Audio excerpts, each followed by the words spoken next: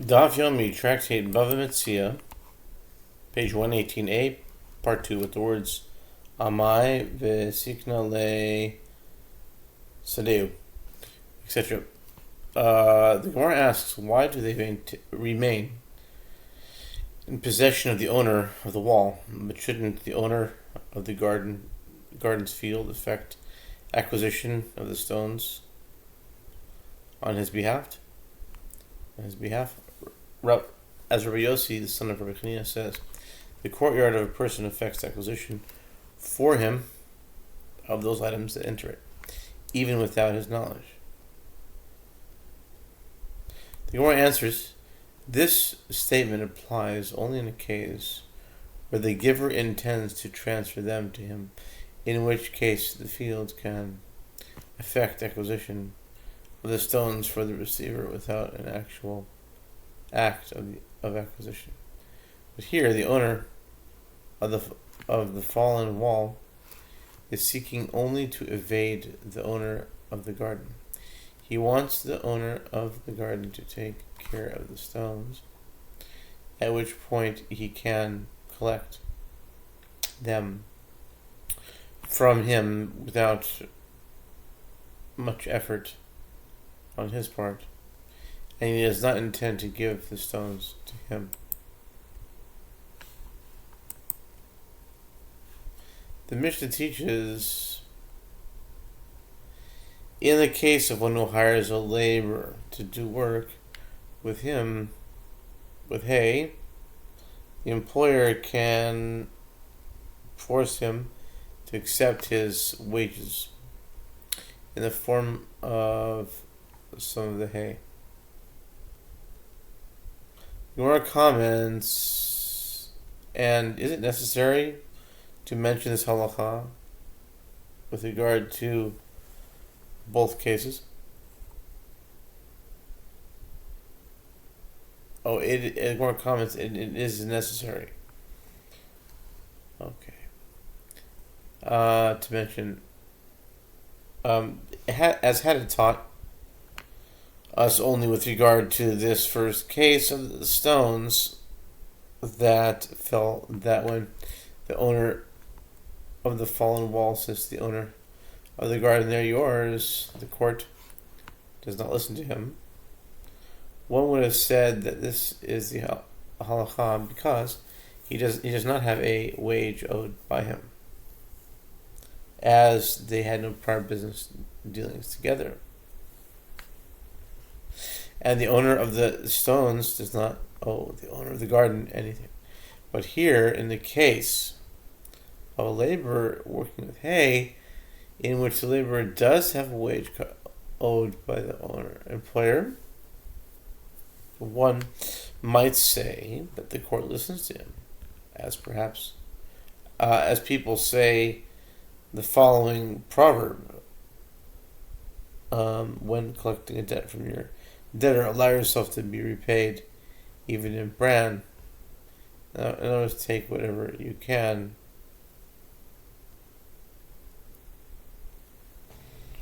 As payment of a loan. Okay. And had it been taught only over here with regard to the hay, one would have said it is only here that after the laborer has already accepted ownership upon himself, the court does not listen to the employer who desires to retract because the laborer has a wage owed by him. And therefore there is reason to say that he receives the hay. But here, with regard to the stones, where the owner of the garden does not have a wage owed by the owner of the fallen wall, one might say that the court listens to him and he cannot, and he can retract. It is therefore necessary for the Mishnah to teach both cases. Ein shomin lo Tanya. The Mishnah teaches that if an employer seeks to pay his laborer with straw, the court does not listen to him. The Gemara asks, but isn't it taught in Braita that the court does listen to him? The Gemara answers, Rav Nachman said, this is not difficult.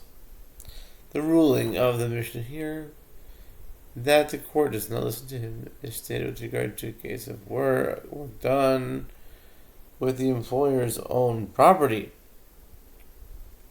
And ruling of the Braita there that the court does listen to him is stated with regard to work done with property of another, and there the employer's request is accepted.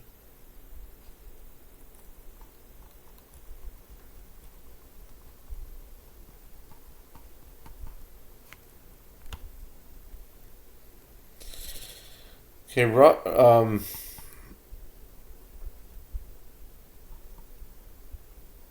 it is accepted. Rava said to Rav Nachman, in a case where he is working with his own property, what is the reason that the court does not listen to him, as the laborer can say to the employer, responsibility of paying my wage on you. But if he was working with the property of his friend, the responsibility of paying his earnings is also on the employer, as it is taught in Braita with regard to one who hires a laborer to perform work in his own field, and the employer inadvertently showed the labor of the field belonging to another, in which he should work. The employer must give the laborer his full wages. And in addition, the employer goes back and takes from the owner of the field in which he worked the value of the benefit that the owner received from the labor. The payment of the wages is incumbent upon the employer, not the owner of the field. Rather, Rav Nachman said a different explanation. It is not difficult. The ruling of the Mishnah here that the court does not listen to him is stated with regard to work done with the employer's own property. And the ruling of the property there that the court does listen to him is stated with regard to work done with ownerless property. For example, the employer hired him to gather ownerless hay and later told him to keep some of the hay as his wages. In that case, he can force the laborer to accept the hay as payment. Rava raised an objection to Rav Nachman. It was sounded right that the found item of a salaried laborer belongs to himself. When is this? When the employer told him not to perform a specific task. For example, if he had said, weed with me today, or if he said, hoe with me today. If the laborer finds lost property while performing that task, then the item belongs to him. But if the employer says to the laborer, work with me today, without specifying what labor he wants to perform, his found item belongs to the employer. As acquiring found items can be considered part of his terms of employment.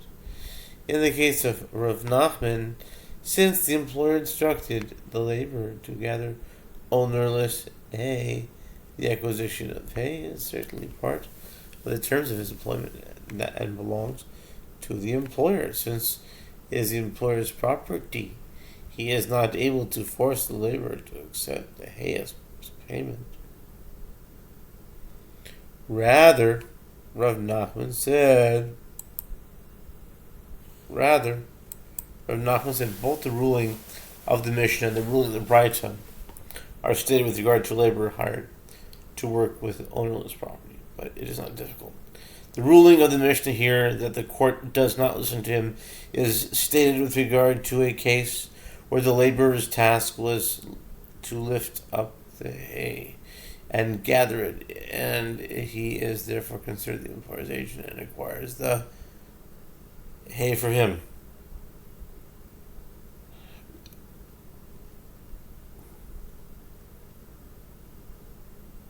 Okay. acquires the hay from, since the hay then belongs to the employer, he cannot force the laborer to accept it as payment.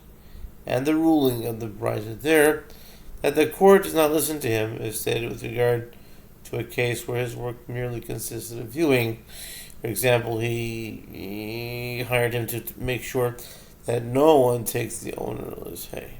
In that case, even the employer does not acquire the straw, and it remains ownerless. Consequently, the employer can tell the laborer to take some hay as payment. Bava says the issue of whether, in the case of ownerless property, viewing affects acquisition of it is a dispute between Tanaim. As we learned in the Mishnah, Shekalim 9b, the watchman of the Svichim, grain that grew without being purposefully planted, of the sabbatical year, ensured that people did not take this ownerless grain so that it remained available to be used for the Omer offering and for the 2 loaves. In other words, the public offering on Shavuot of 2 loaves from the new wheat.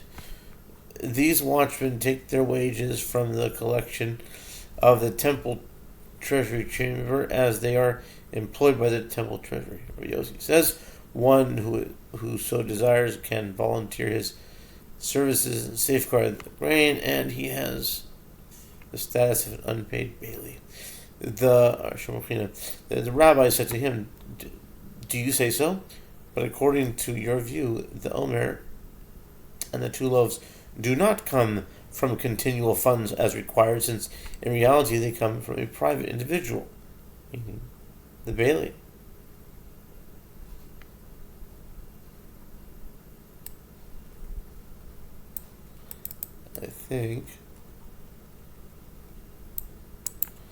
I think we're going to do part 3 on this one.